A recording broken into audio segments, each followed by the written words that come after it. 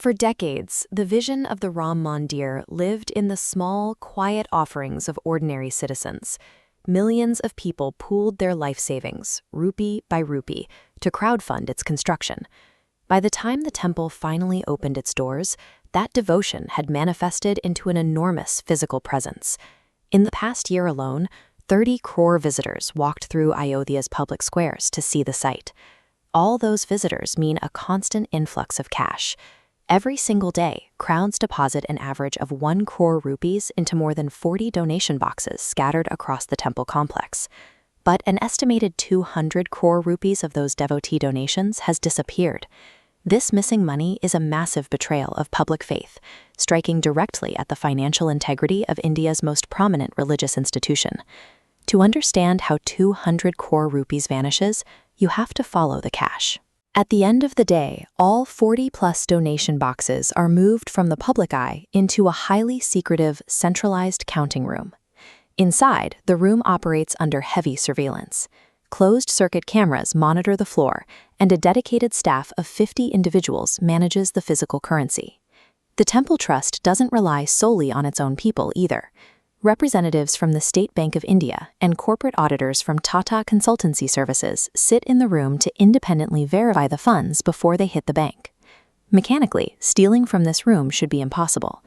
Bypassing the cameras, the guards, and the corporate auditor simultaneously suggests a breach that goes far deeper than a simple security failure. This animation breaks down the 50-person counting room hierarchy. At the bottom are 24 private agency workers who physically sort and bundle the raw cash. Sitting directly over them are 12 trust-appointed supervisors whose specific job is to watch the counters and prevent theft. The vulnerability lies in the counting procedure. Cash must be grouped into exactly 10 bundles per box before reaching the bank. Counters, with the complicity of their supervisors, secretly slip an undocumented 11th bundle into the official boxes. The SBI and TCS auditors miss this entirely because they don't count the individual notes. They check their logbook against the total number of official boxes, completely overlooking the physical overflow. By exploiting the counting protocol, the stolen cash was made to officially never exist before it reached the auditors' desks. In 2021, an internal accountant named Mahipal noticed this discrepancy with the extra bundles. When he reported the flaw, the Temple Trust fired him. Mahipal's dismissal makes sense when you look at who was staffing the room. The private counting agency was heavily compromised. Top trust officials, including General Secretary Champat Rai, allegedly bypassed independent hiring to fill the room with their own personal connections. Take Tinu Yadav, for example. He was Champat Rai's personal driver, and he was quietly given a job as a cash counter.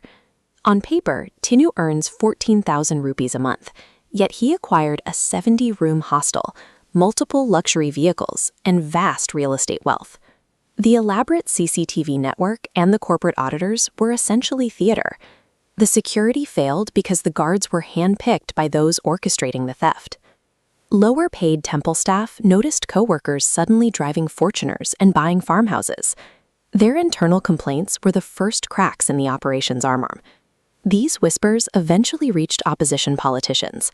On June 7th, a public exposé blew the lid off the counting room operation. And the rot extends past the cash room. Look at these inscribed bricks. 1,250 gold, silver, and jewel-studded blocks donated by devotees are also allegedly missing from the temple's heavily locked vaults. The scale of the missing wealth triggered an immediate panic at the highest levels of government. The Prime Minister's office intervened, and Chief Minister Yogi Adityanath launched a 3-member special investigation team to probe the trust.